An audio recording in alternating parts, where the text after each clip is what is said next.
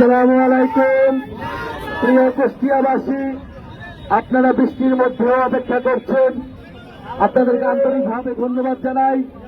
এই কুষ্টিয়ায় জুলাই গণঅভ্যুত্থানে 14 জনেরও বেশি আমার ভাইয়েরা শহীদ হয়েছেন। কুষ্টিয়ার মাটি শহীদের রক্তে রঞ্জিত। এই কুষ্টিয়ায় শহীদ আবরার ফাহাদ শাহিদ রয়েছেন।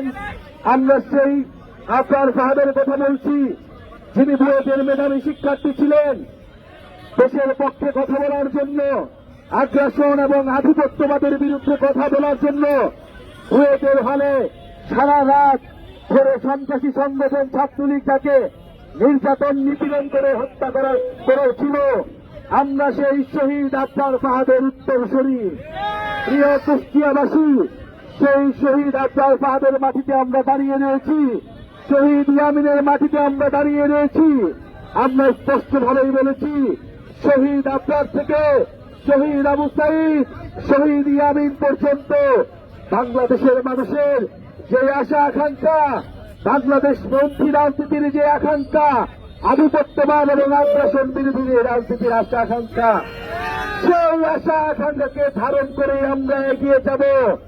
আমরা ভারতীয় আধিপত্যবাদের বিরুদ্ধে আবরার ফাহাদের পথ ধরে লড়াই করেছি।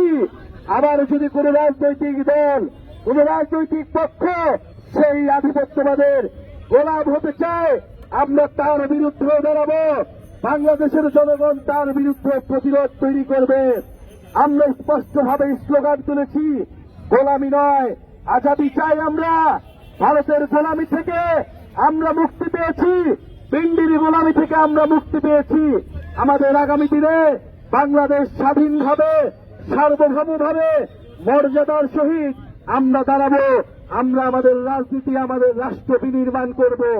কুষ্টিয়ার আবরার ফাহাদ, কুষ্টিয়ার শহীদ ইয়ামিন আমাদেরকে সেই শিক্ষা দিয়েছে। আমরা সেই আশা আকাঙ্ক্ষাকে ধারণ করি, সেই চেতনাকে ধারণ করি।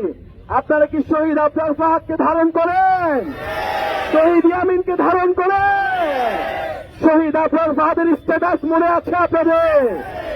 সেই একটা সময় যখন বাংলাদেশের মানুষ কথা বলতে পারত না, দিল্লির আধিপত্যবাদের বিরুদ্ধে কথা বলতে পারত না, তখন আবরার ফাহাদ আমাদের নদীর চুক্তি নিয়ে, আমাদের পানির ন্যায্য হিস্সা নিয়ে ফেসবুকে স্ট্যাটাস দিয়েছিল, আমাদের বন্দর নিয়ে স্ট্যাটাস দিয়েছিল, বাংলাদেশের জনগণের স্বার্থের পক্ষে স্ট্যাটাস দিয়েছিল।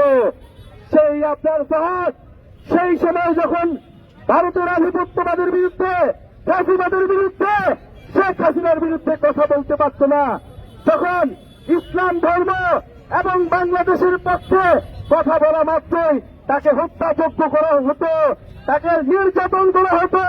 শহীদ আবরার ফাহাদ সেই সময় মুখ খুলেছিলেন। আমরা সেই শহীদ আবরারের পথ ধরে শহীদ ইয়ামিন পর্যন্ত যে জুলাই গণঅভ্যুত্থান, ফ্যাসিবাদ আধিপত্যবাদ বিরোধী যে লড়াই সংগ্রাম, সেই লড়াই সংগ্রাম চালিয়ে যাব। নতুন সংবিধান, বিচার এবং সংস্কার না হওয়া পর্যন্ত কুষ্টিয়াবাসীকে সেই সংগ্রামে আহ্বান জানাচ্ছি। এবং শহীদ আবরার ফাহাদ, শহীদ ইয়ামিন তাদের আশা আকাঙ্ক্ষাকে ধারণ করে কুষ্টিয়ার মানুষকে সাথে নিয়ে আমরা কুষ্টিয়াবাসীর জন্য, সারা দেশের মানুষের জন্য একটি বৈষম্যহীন গণতান্ত্রিক বাংলাদেশ উপহার দিব। এই প্রত্যাশা ব্যক্ত করে আমরা আজকে আপনাদের কাছ থেকে বিদায় নিচ্ছি। আপনারা আমাদের জন্য দোয়া রাখবেন, সালাম রাখবেন। আপনাদের এলাকার সন্তান নুসরাত তাবাসসুম গণঅভ্যুত্থানের সময় ডিবি কর্তৃক নির্যাতিত হয়েছিল, গ্রেফতার হয়েছিল। ডিজিএফআই তার বাসা থেকে ভোর রাতে তাকে গ্রেফতার করে নিয়ে গিয়েছিল। 6 দিন এই ডিবি অফিসে এই নুসরাত আটকা ছিল। বাংলাদেশের মানুষের পক্ষে, ফ্যাসিবাদের বিরুদ্ধে, স্বাধীনতার পক্ষে লড়াই করেছিল। আপনাদের আরেক কৃতি সন্তান আমাদের নয়ন ভাই, যিনি অক্লান্ত পরিশ্রম করে এই কুষ্টিয়া এলাকার মানুষের উন্নয়নের জন্য, অধিকারের জন্য কাজ করে যাচ্ছেন। আমাদের এখানে আরো শ্রমিক ইউনিয়নের, যুব শক্তির, এনসিপির কুষ্টিয়ার বিভিন্ন পর্যায়ের নেতাকর্মী রয়েছেন, যারা আজকের কর্মসূচি সফল করেছেন। তাদেরকে আমরা আন্তরিকভাবে ধন্যবাদ জানাচ্ছি। যারা শহীদ পরিবার আমরা আজকে সকালে দেখা করেছি, আহত যোদ্ধা রয়েছে, তাদের প্রতি শ্রদ্ধা এবং সম্মান জানিয়ে আমরা আজকের এই পথসভা সমাপ্ত ঘোষণা করছি। ইনশাআল্লাহ 64 জেলায় আমাদের এই পথযাত্রা আমরা চালিয়ে যাব। ইনকিলাব ইনকিলাব এই শহীদ শহীদ আপনারা